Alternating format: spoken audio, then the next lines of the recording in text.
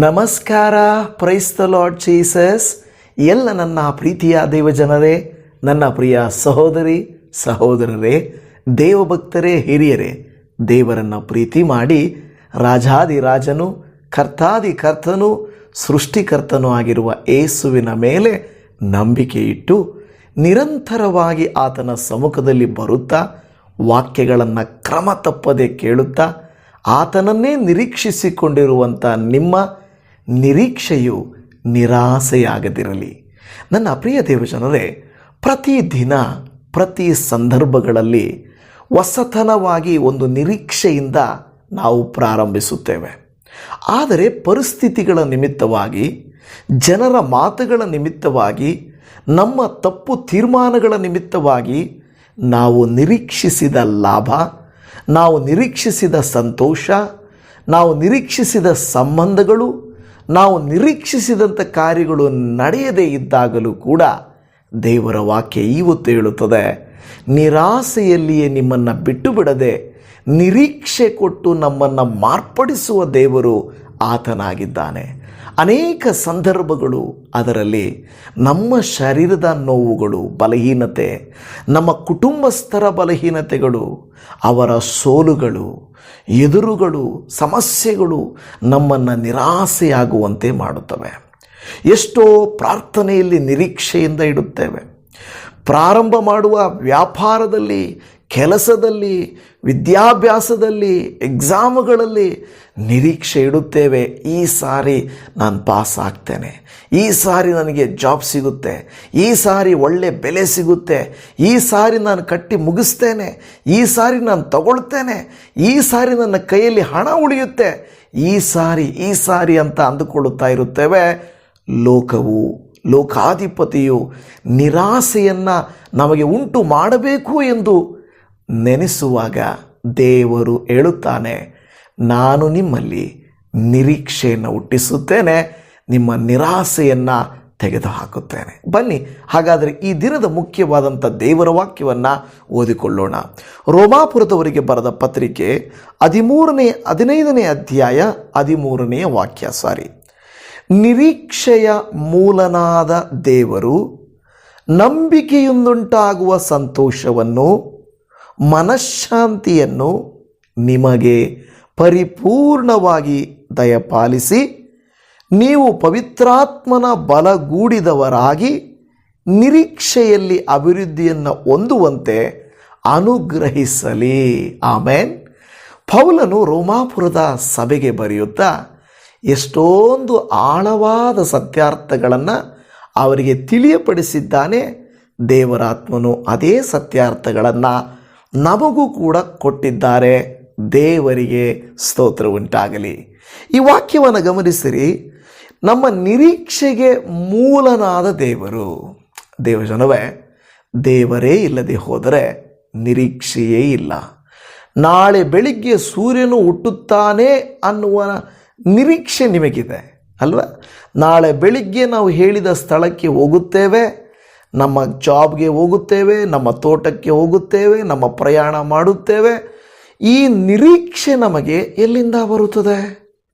ಯಾಕೆಂದರೆ ದೇವರೆಂಬ ಆತನೊಬ್ಬನಿದ್ದಾನೆ, ಸಮಸ್ತವನ್ನು ಪರಿಪಾಲಿಸುವಾತನು, ಗಾಳಿ ಬೀಸ ಮಾಡುವಾತನು, ಎಲ್ಲ ಗಿಡ ಮರ ಪ್ರಾಣಿ ಪಕ್ಷಿಗಳನ್ನು ಜೀವಂತವಾಗಿಡುವಾತನು, ಸೂರ್ಯಚಂದ್ರ ನಕ್ಷತ್ರಗಳನ್ನು ನಡೆಸುವಾತನು ದೇವರೊಬ್ಬಾತನಿದ್ದಾನೆ. ನಾಳೆ ಖಂಡಿತ ಬೆಳಗಾಗುತ್ತೆ ಅಂತ ನಾವು ಅಂದುಕೊಂಡ್ವಿ. ಅದೇ ರೀತಿಯಲ್ಲಿ ಇವತ್ತು ಬೆಳಗಾಗಿದೆ. ಅದೇ ರೀತಿಯಲ್ಲಿ ಇವತ್ತು ದೇವರು ಜೀವ ಕೊಟ್ಟಿದ್ದಾನೆ. ಅದೇ ರೀತಿಯಲ್ಲಿ ನಾವಿವತ್ತು ನಡೆದಾಡ್ತಾ ಇದ್ದೀವಿ. ಅಂದರೆ ಅದರ ಅರ್ಥ, ಈ ನಿರೀಕ್ಷೆಗೆ ಮೂಲನು ಮನುಷ್ಯರಲ್ಲ, ಸರ್ಕಾರಗಳಲ್ಲ, ಅಧಿಕಾರಿಗಳಲ್ಲ, ಹಣವಂತರಲ್ಲ, ಮೇಧಾವಿಗಳಂತೂ ಅಲ್ಲವೇ ಅಲ್ಲ. ಭೂಮಿಯನ್ನು ಪರಿಪಾಲಿಸುವಾತನು, ನಡೆಸುವಾತನು, ಪ್ರಜಾಪತಿಯು, ಸರ್ವಕ್ಕೂ ಮೂಲನಾಗಿರುವಂಥ ಸರ್ವೇಶ್ವರನಾಗಿರುವಂಥ ದೇವರಾಗಿದ್ದಾನೆ. ಆತನೇ ನಮ್ಮ ನಿರೀಕ್ಷೆಗೆ ಮೂಲನು. ನಾಳೆ ಬೆಳಗ್ಗೆ ಬೆಳಗಾಗುತ್ತದೆ ಅಂತ ರಾತ್ರಿ ನೀವು ಅಂದುಕೊಂಡಿದ್ದೀರಾ ಅಲ್ವಾ?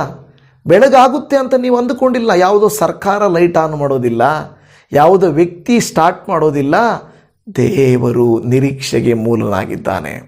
ಪೌಲನ ಆ ಮಾತನ್ನು ಹೇಳಿ ದೇವರು ನಂಬಿಕೆಯಿಂದುಂಟಾಗುವ, ಈಗ ದೇವರಿಂದಲೇ ನಿರೀಕ್ಷೆ, ದೇವರಿಂದಲೇ ನಮಗೆ ನಂಬಿಕೆ, ಈ ನಂಬಿಕೆಯಿಂದುಂಟಾಗುವ ಸಂತೋಷ. ನೋಡಿ, ಇವತ್ತು ನಾವು ಏನು ಸಂತೋಷವಾಗಿದ್ದೀವೋ, ನಮಗೆ ಕಷ್ಟ ಇಲ್ಲ, ಸಾಲ ಇಲ್ಲ, ಸಮಸ್ಯೆ ಇಲ್ಲ ಅಂತಲ್ಲ. ಕೆಲವರ ಜೀವಿತದಲ್ಲಿ ರೋಗ ಇದೆ, ಕೆಲವರ ಜೀವಿತದಲ್ಲಿ ಶತ್ರುಗಳಿದ್ದಾರೆ, ಕೆಲವರ ಜೀವಿತದಲ್ಲಿ ಸಂಬಂಧಗಳು ಹಾಳಾಗೋಗಿದ್ದಾವೆ, ಕೆಲವರ ಜೀವಿತದಲ್ಲಿ ಮಕ್ಕಳ ಭವಿಷ್ಯ ಇನ್ನೂ ರೂಪುಗೊಂಡಿಲ್ಲ, ಕೆಲವರ ಕುಟುಂಬದಲ್ಲಿ ಇನ್ನೂ ಸಮಾಧಾನವು ಏರ್ಪಟ್ಟಿಲ್ಲ. ಆದರೂ ದೇವರಿದ್ದಾನೆ. ದೇವರು ನಾನು ಎದುರು ನೋಡುತ್ತಿರುವ ಸಂತೋಷವನ್ನು ನನಗೆ ಕೊಡುತ್ತಾನೆ ಎಂದು ನೀವು ಏನು ಮಾಡ್ತಾ ಇದ್ದೀರಾ? ನಿರೀಕ್ಷಿಸ್ತಾ ಇದ್ದೀರಾ.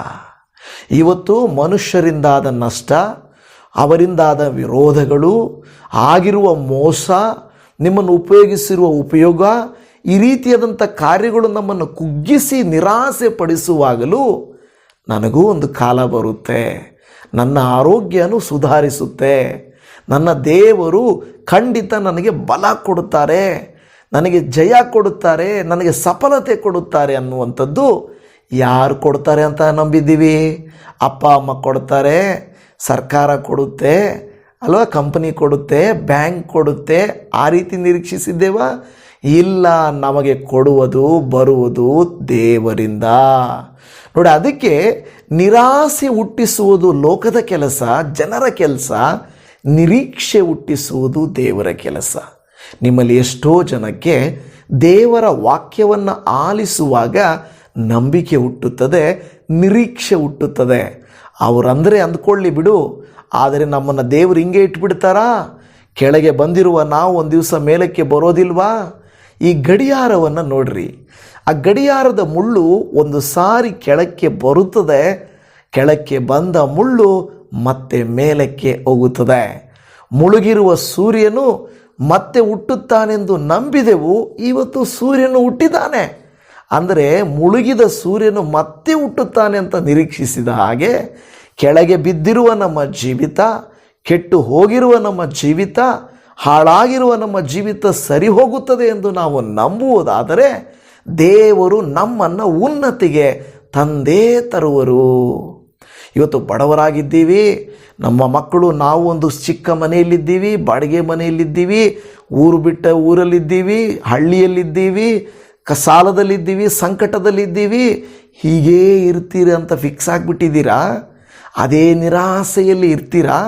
ಇಲ್ಲವೇ ನಿರೀಕ್ಷೆ ಇಟ್ಟುಕೊಂಡು ನನ್ನ ಜೀವಿತದಲ್ಲಿ ಬಂದ ನೋವು, ಸೋಲು, ಸಮಸ್ಯೆ ಖಂಡಿತ ನನ್ನ ಮಕ್ಕಳು ಅದನ್ನು ಜಯಿಸುತ್ತಾರೆ, ನನ್ನ ಮೊಮ್ಮಕ್ಕಳು ಅದನ್ನು ಸಾಧಿಸಿ ತೋರಿಸುತ್ತಾರೆ, ಖಂಡಿತ ನನ್ನ ಸ್ಥಿತಿ ಹೀಗೆ ಇರೋದಿಲ್ಲ, ನಾನು ಆಸೆ ಪಟ್ಟದ್ದು ನೆರವೇರುತ್ತದೆ ಎಂದು ನೀವು ಅಂದುಕೊಳ್ಳುವುದಿಲ್ಲವಾ?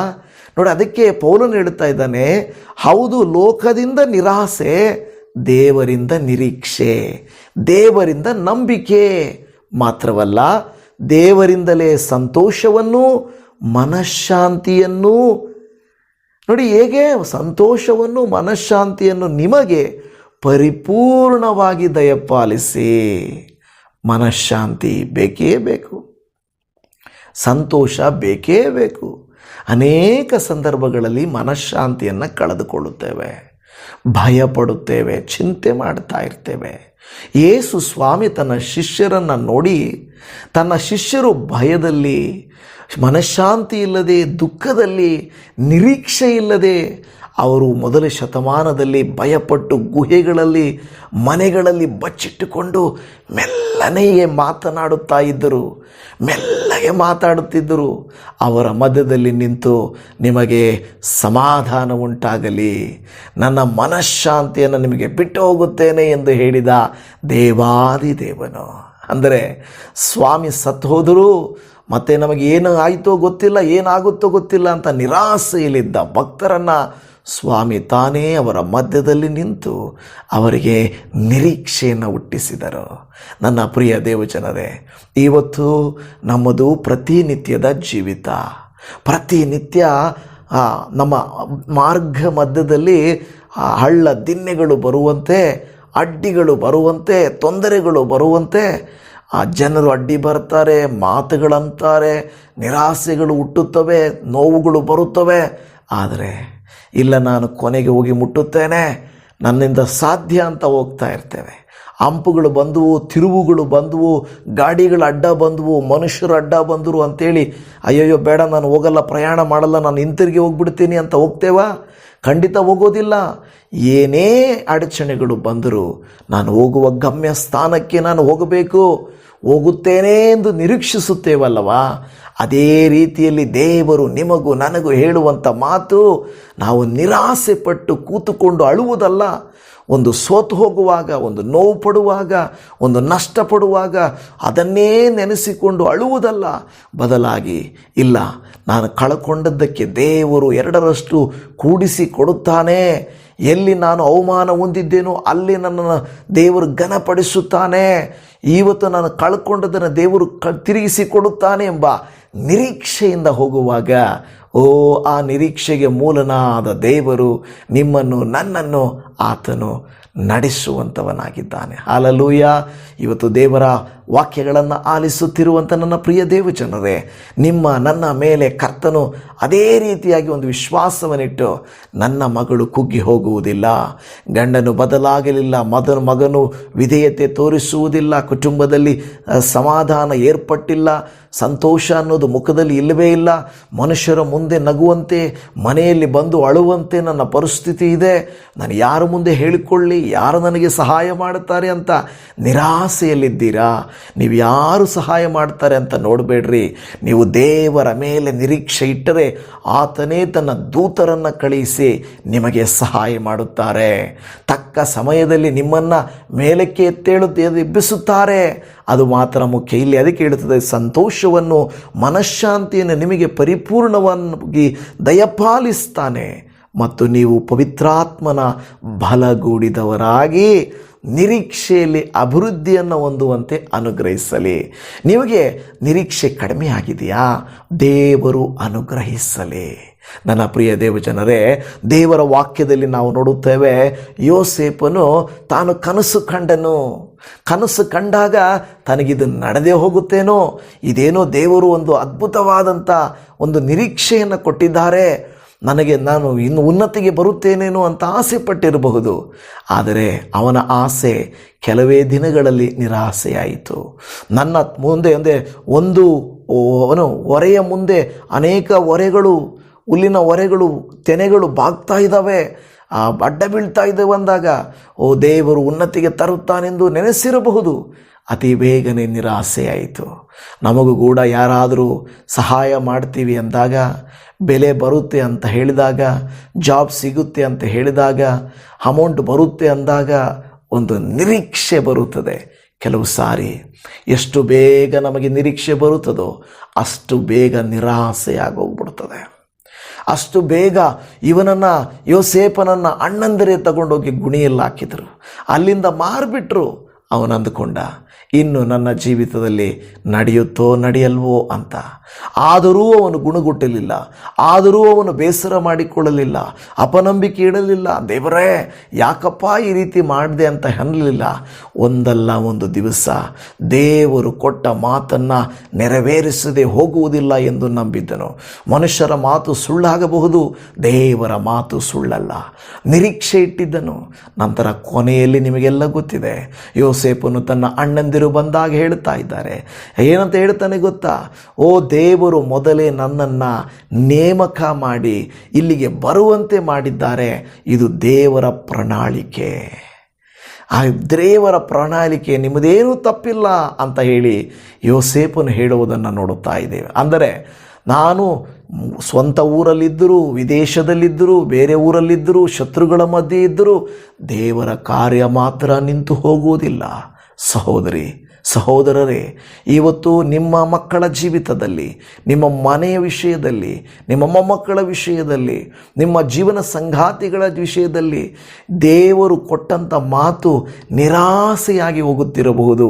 ಆದರೆ ದೇವರು ಹೇಳ್ತಾನೆ, ನಾನು ನಿನ್ನ ಜೀವಿತವನ್ನು ನಿರಾಸೆಗೆ ಒಳಪಡಿಸುವುದಿಲ್ಲ, ಬದಲಾಗಿ ನಿರೀಕ್ಷೆಗೆ ನಡೆಸುವೆನು. ನಂಬುತ್ತೀರಾ? ದೇವರು ನಿರೀಕ್ಷೆಗೆ ನಡೆಸುವ ದೇವರಾಗಿದ್ದಾನೆ. ಆ ರೀತಿಯಾಗಿ ನಾವು ನೋಡುವಾಗ ದೇವರ ವಾಕ್ಯ ಹೇಳುತ್ತದೆ, ಅವರಿಗೆ ಪವಿತ್ರಾತ್ಮನ ಬಲಗೂಡಿದವರಾಗಿ. ಆತ್ಮನು ನಮ್ಮನ್ನು ಬಿಡುವುದಿಲ್ಲ, ಆತನು ನಡೆಸುತ್ತಾನೆ ತನ್ನ ವಾಕ್ಯದಿಂದ, ತನ್ನ ಪ್ರಸನ್ನತೆಯಿಂದ, ತನ್ನ ವಾಗ್ದಾನಗಳಿಂದ. ಮುಂದೆ ನಾನು ಹೇಳುತ್ತೇನೆ ಕಾರ್ಯಗಳನ್ನು. ಇಲ್ಲಿ ನೋಡ್ತದೆ, ಮೊದಲನೇ ಕಾರ್ಯ ಇದರಲ್ಲಿ ದೇವರು ನಮ್ಮ ನಿರಾಸೆಯನ್ನು ನೋಡ್ತಾನೆ. ನಮ್ಮ ನಿರಾಸೆಯನ್ನು ನೋಡ್ತಾನೆ. ನಮಗೆ ಅನೇಕ ಸಾರಿ ಮನುಷ್ಯರಿಗೆ ಏನಂದರೆ, ಎಲ್ಲಿ ದೇವರು ನೋಡ್ತಾ ಇದ್ದಾನೆ, ಎಲ್ಲಿ ನೋಡ್ತಾ ಇದ್ದಾನೆ ಅಲ್ವಾ? ಎಲ್ಲಿ ನೋಡ್ತಾ ಇದ್ದಾನೆ? ತನಗೆ ನೋವಾದಾಗ, ತನಗೆ ತೊಂದರೆ ಆದಾಗ, ತನ್ನ ಯಜಮಾನಿಯು ತನ್ನನ್ನು ಮನೆಯಿಂದ ಆಚೆ ಹಾಕಿಬಿಟ್ನಲ್ವಾ? ಹಾಗರಳು ಹೇಳ್ತಾಳೆ, ನನ್ನ ಯಜಮಾನಿ ನನ್ನನ್ನು ಮನೆಯಿಂದ ಆಚೆ ಹಾಕಿಬಿಟ್ರು.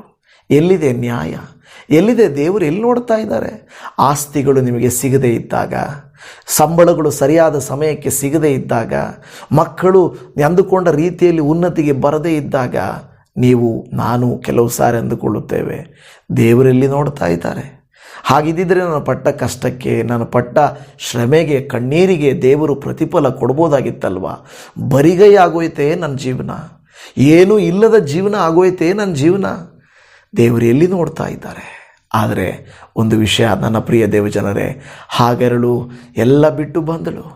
ನೀರು ತಂದಿದ್ದಳು, ತಂದ ತಿತ್ತಿಯ ನೀರು ಮುಗಿದೋಯಿತು. ಊಟ ಇಲ್ಲ, ನೀರಿಲ್ಲ, ಅಡವಿಯಲ್ಲಿದ್ದಾಳೆ, ಮರುಭೂಮಿಯಲ್ಲಿದ್ದಾಳೆ.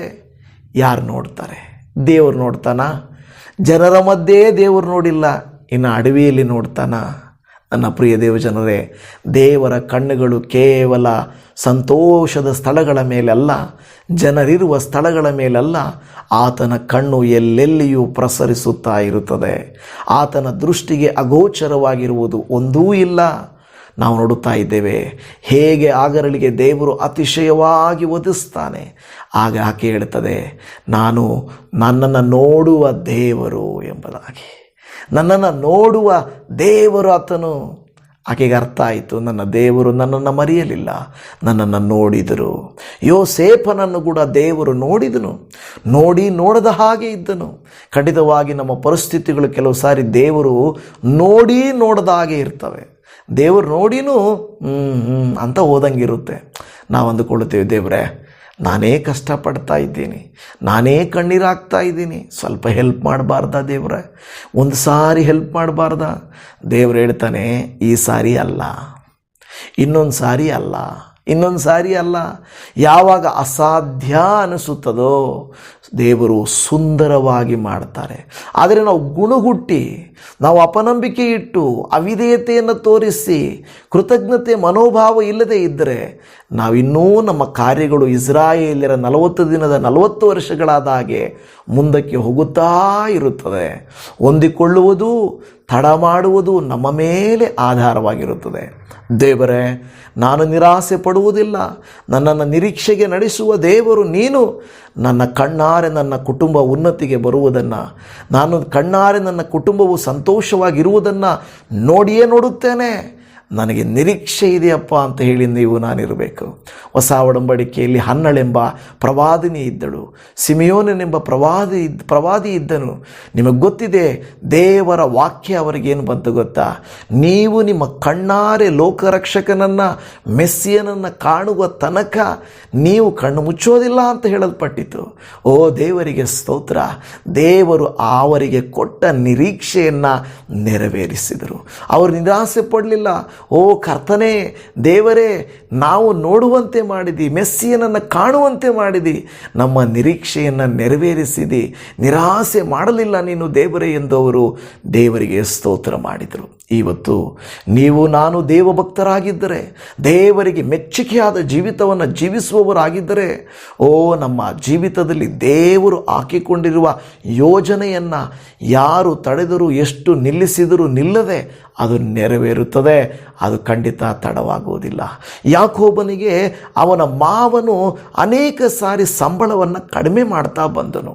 ಹಾಗಾದ್ರೆ ಆ ರೀತಿಯಾಗಾದರೂ ಇವನು ನನ್ನ ಹತ್ರನೇ ಇರ್ತಾನೆ, ಇವರಿಗೆ ಉನ್ನತಿ ಅನ್ನೋದೇ ಬರಲ್ಲ ಅಂಥೇಳಿ ಅವನು ಅಂದುಕೊಂಡ ಲಾಭಾನನು, ಇವನು ನಿರಾಸೆ ಆಗಿಬಿಡ್ತಾನೆ. ದುಡಿದು ಕೊನೆಗೆ ಬರಿಗೈಯಲ್ಲಿ ಹೋಗ್ತಾನೆ, ನೋಡ್ತಾ ಇರು ಅಂದುಕೊಳ್ತಾ ಇದ್ದ. ಆದರೆ ದೇವರವನನ್ನು ನಿರಾಸೆ ಪಡಿಸಲಿಲ್ಲ. ಯಾಕೆ ಗೊತ್ತಾ? ಯಾಕೋಬನು ಹೇಳ್ತಾನೆ, ದೇವರೇ, ನಾನು ಬರಿಗೈಯಲ್ಲಿ ಬರೀ ಕೋಲಿನಿಂದ ಹೋಗ್ತಾ ಇದ್ದೀನಿ, ಹಿಂತಿರುಗಿ ಬರುವಾಗ ನೀನು ನನ್ನನ್ನು ಆಶೀರ್ವದಿಸಿ ಸುಖವಾಗಿ ನನ್ನನ್ನು ಕರ್ಕೊಂಡು ಬಂದದ್ದೇ ಆದರೆ ನಾನು ಇದೇ ಸ್ಥಳದಲ್ಲಿ ನಿನ್ನನ್ನು ಆರಾಧಿಸ್ತೀನಿ ಅಂತ ಹೇಳಿದರು. ದೇವರು ಅವನ ಮಾತಿನಂತೆ ಅವನನ್ನು ನಿರಾಸೆ ಪಡಿಸಲಿಲ್ಲ. ಮಾವ ಅಡ್ಡಿಯಾಗಿರಬಹುದು, ಪರಿಸ್ಥಿತಿಗಳು ಅಡ್ಡಿಯಾಗಿರಬಹುದು, ಆದರೆ ದೇವರು ಕನಿಕರಿಸುವಾಗ ನಿಮ್ಮ ಜೀವಿತ ನಿರಾಸೆಯಲ್ಲ ದೇವಭಕ್ತರೇ, ನಿರೀಕ್ಷೆಗೆ ನಡೆಸುವ ದೇವರಾಗಿದ್ದಾನೆ. ಕರ್ತನು ಖಂಡಿತ ಕಾರ್ಯ ಮಾಡುವ ದೇವರಾಗಿದ್ದಾನೆ. ಅದಕ್ಕಾಗಿ ದೇವರಿಗೆ ಸ್ತೋತ್ರ.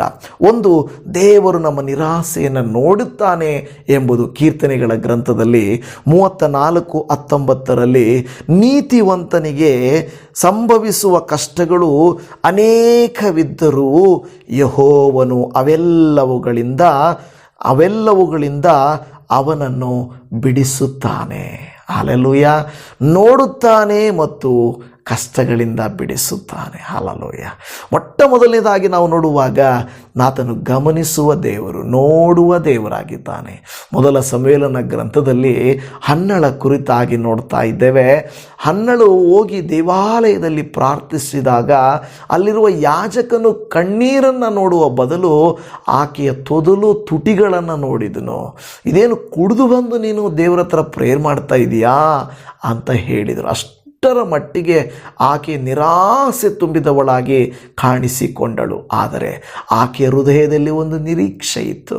ನನ್ನ ದೇವರು ನನ್ನ ನಿರೀಕ್ಷೆಯನ್ನು ನೆರವೇರಿಸುತ್ತಾರೆ ಎಂಬ ನಿರೀಕ್ಷೆಯಿಂದ ಆಕೆ ಇದ್ದಳು.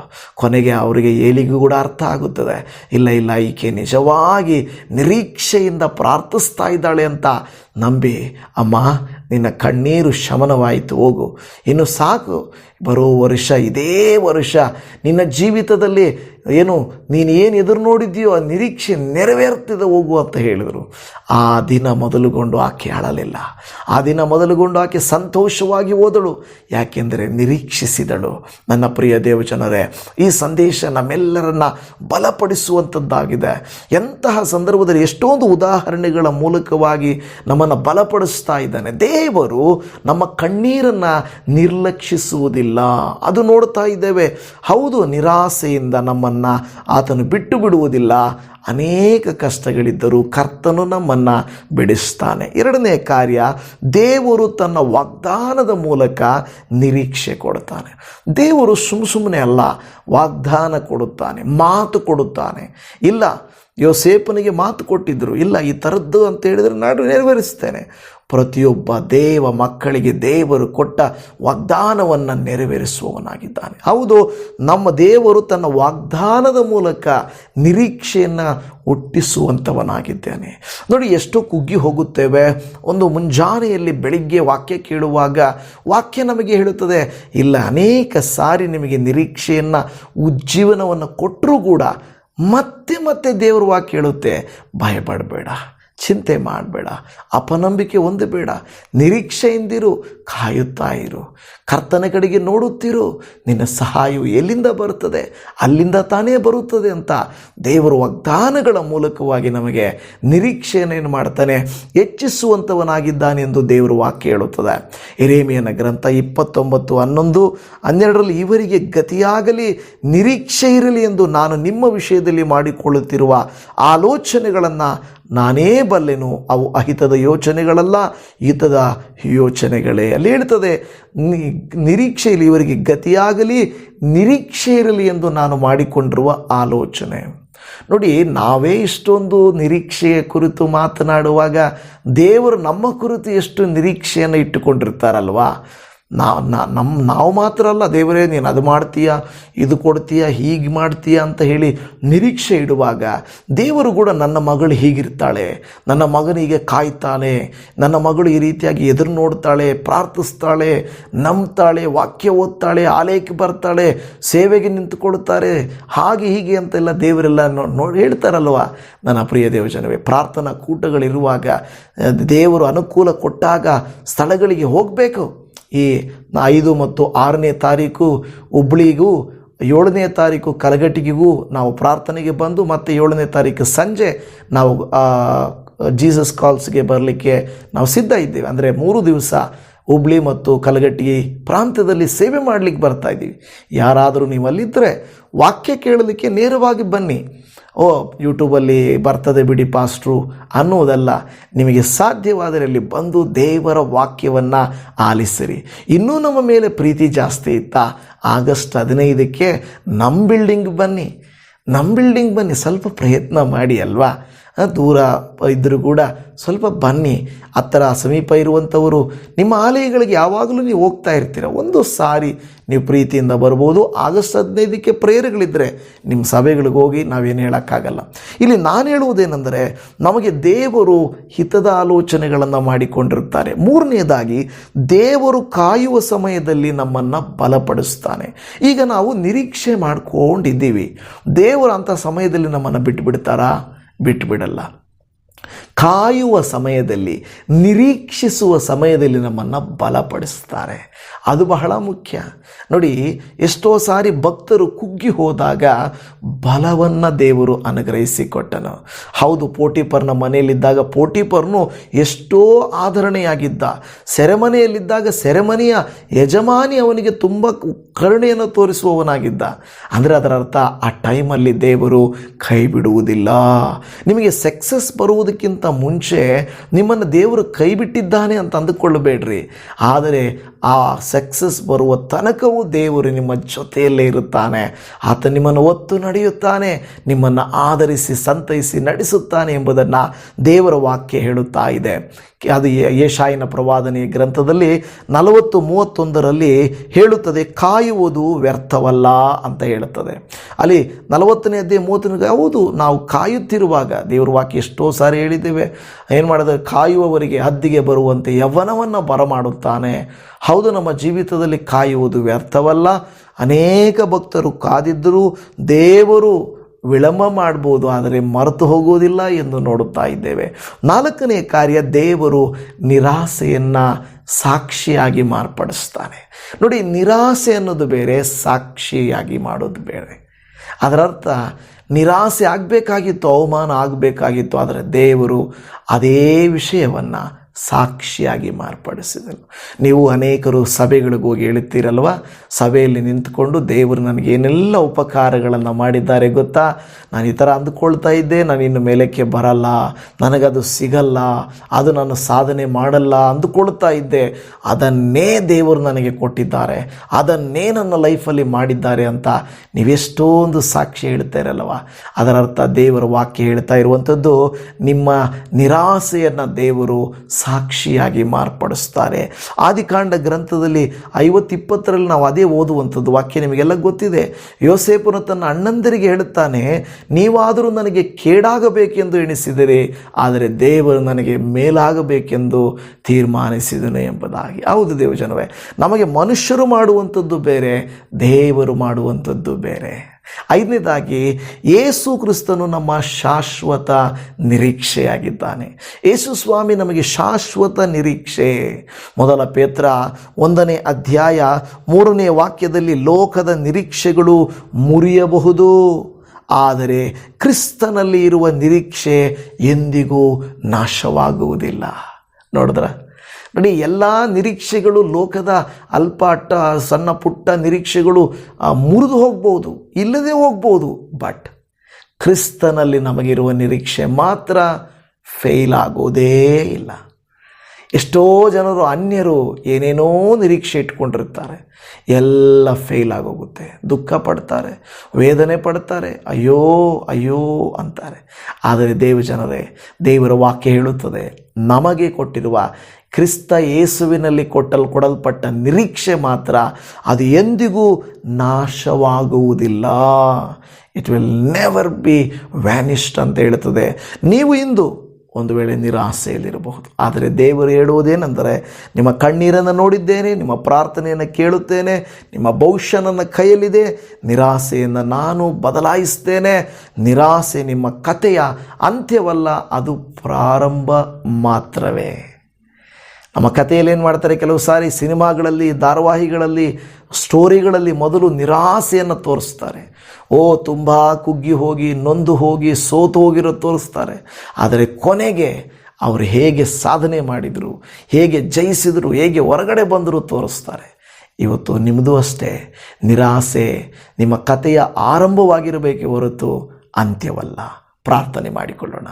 ಪರಲೋಕದ ಪರಮ ತಂದೆಯಾದ ಪರಿಶುದ್ಧನಾದ ದೇವರೇ, ಈ ದಿನ ನೀವು ನಮ್ಮೊಟ್ಟಿಗೆ ಮಾತನಾಡಿದ ಈ ಸುಂದರ ಆಲೋಚನೆಗಳಿಗಾಗಿ ಸ್ತೋತ್ರ. ಯಾವಾಗಲೂ ಬೈಬಲಲ್ಲಿರುವ ಭಕ್ತರುಗಳ ಉದಾಹರಣೆಗಳ ಮೂಲಕವಾಗಿ ನಿಮ್ಮ ವಾಕ್ಯಗಳನ್ನು ನಮಗೆ ಮನದಟ್ಟು ಮಾಡುತ್ತಿರುವುದಕ್ಕಾಗಿ ನಿಮಗೆ ಸ್ತೋತ್ರ ಮಾಡುತ್ತಾ ಇದ್ದೇವೆ. ಹಾಗರಳ ಕುರಿತು, ಯೋಸೇಫನ ಕುರಿತು ನಾವು ಮಾತನಾಡಿಕೊಂಡೆವು. ಹೌದು ಸ್ವಾಮಿ, ಹೇಗೆ ನೀವು ಅವರನ್ನು ಕರ್ತನೆ ಕೈಬಿಡದೆ, ಹನ್ನಳನ್ನು ಕೈಬಿಡದೆ, ಅವರ ನಿರಾಸೆಗಳ ಕಣ್ಣೀರುಗಳ ಸಂದರ್ಭದಲ್ಲಿ ಅವರನ್ನು ಬಿಟ್ಟು ಬಿಡಲಿಲ್ಲ, ಅವರನ್ನು ತೊರೆಯಲಿಲ್ಲ. ಆ ನಿರಾಸೆಗಳ ಸಂದರ್ಭದಲ್ಲಿಯೂ ಜೊತೆಯಲ್ಲಿದ್ದರೆ ಜಯವನ್ನು ಕೊಟ್ಟಿರಿ ಎಂದು ನಾವು ನೋಡುತ್ತಾ ಇದ್ದೇವೆ. ಇವತ್ತು ಕೂಡ ನಾವು ಯಾರೇ ಇಂತಹ ಪರಿಸ್ಥಿತಿಗಳು, ಹದಗೆಟ್ಟಿರುವ ದೇವರೇ ಪರಿಸ್ಥಿತಿಗಳು ನಿರ್ಮಾಣವಾಗಿದ್ದರೂ ಕೂಡ, ಓ ದೇವರೇ, ನಮ್ಮ ನಿರೀಕ್ಷೆಗೆ ಮೂಲನೇ, ನಿರಾಸೆಯನ್ನು ನಮ್ಮ ಜೀವಿತಕ್ಕೆ ಬರಗೊಡಿಸದೇ ಇರುವ ಆತನೇ ನಿನಗೆ ಸ್ತೋತ್ರ. ಅಪ್ಪ, ನಾನು ನನ್ನ ಪ್ರೀತಿಯ ದೇವ ಜನರನ್ನು, ಯೌವನಸ್ಥರು, ಮಕ್ಕಳು, ವೃದ್ಧರು, ಬಲಹೀನರು, ರೋಗದಲ್ಲಿರುವವರು, ಸಾಲದಲ್ಲಿರುವವರು, ಕುಟುಂಬಗಳಲ್ಲಿ ಕೊರತೆ ಇರುವವರು, ಭಯಗಳಲ್ಲಿರುವವರು, ಚಿಂತಾಕ್ರಾಂತರಾಗಿರುವಂಥವರು, ಕಳವಳಗಳಲ್ಲಿರುವಂಥವರು ಎಲ್ಲರನ್ನ ನಿನ್ನ ಕೈಯಲ್ಲಿ ಒಪ್ಪಿಸಿಕೊಡುತ್ತೇನಪ್ಪ.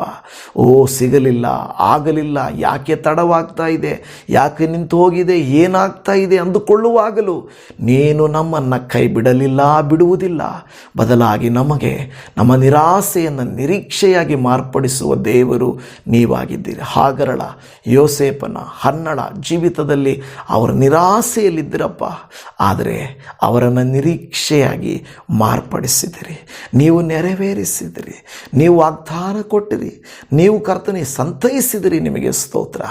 ಅದೇ ರೀತಿಯಲ್ಲಿ ನಮ್ಮೆಲ್ಲರನ್ನ ಅನುಗ್ರಹಿಸು ಸ್ವಾಮಿ. ಕೈ ಬಿಡದೆ, ತೊರೆಯದೆ, ಮರೆಯದೆ ನಮ್ಮನ್ನು ಕರ್ತನೆ ನಿರೀಕ್ಷೆಗೆ ಕರ್ತನೆ ನೀನು ನಡೆಸು ಎಂದು ಬೇಡುತ್ತಾ ಇದ್ದೇವೆ. ಇವರ ಕುಟುಂಬಗಳನ್ನು ಆಶೀರ್ವದಿಸು. ಚಾಚೂ ತಪ್ಪದೆ ವಾಕ್ಯಗಳನ್ನು ಪ್ರತಿನಿತ್ಯ ಕೇಳ್ತಾ ಇದ್ದಾರೆ. ಕೇವಲ ಟಾಪಿಕ್ ನೋಡಿ ಅಲ್ಲಪ್ಪ, ದೇವರ ಚಿತ್ರ ನೋಡಿ ಅಲ್ಲಪ್ಪ, ಇಲ್ಲ, ಪ್ರತಿನಿತ್ಯ ನಾನು ವಾಕ್ಯವನ್ನು ತಪ್ಪದೇ ಕೇಳಬೇಕು ಅನ್ನುವಂಥ ತೀರ್ಮಾನದಿಂದ ಅವರು ಮಾಡುವಾಗ ಯೇಸುವಿನ ನಾಮದಲ್ಲಿ ಈ ಮೊರೆಯನ್ನು ನೀವು ಆಲಿಸಿರಿ, ಸದುತ್ತರವನ್ನು ದಯಪಾಲಿಸಿಕೊಡ್ರಿ.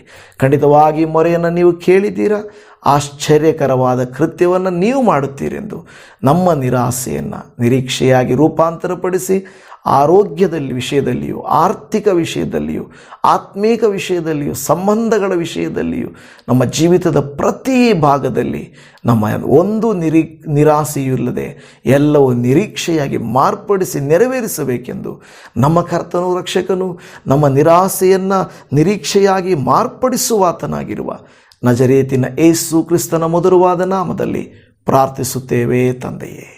ಆಮೇನ್, ಆಮೇನ್, ಆಮೇನ್. ನನ್ನ ಪ್ರಿಯ ದೇವಜನರೇ, ನಿಮ್ಮೆಲ್ಲರಿಗೂ ನಮ್ಮ ನಿರೀಕ್ಷೆಗೆ ಮೂಲನಾದ ಯೇಸು ಕ್ರಿಸ್ತನ ನಾಮದಲ್ಲಿ ಶುಭವೂ, ಕರುಣೆಯೂ, ಕೃಪೆಯೂ, ಸಮಾಧಾನ ಉಂಟಾಗಲಿ. Shalom. Praise the Lord Jesus. God bless you. Amen.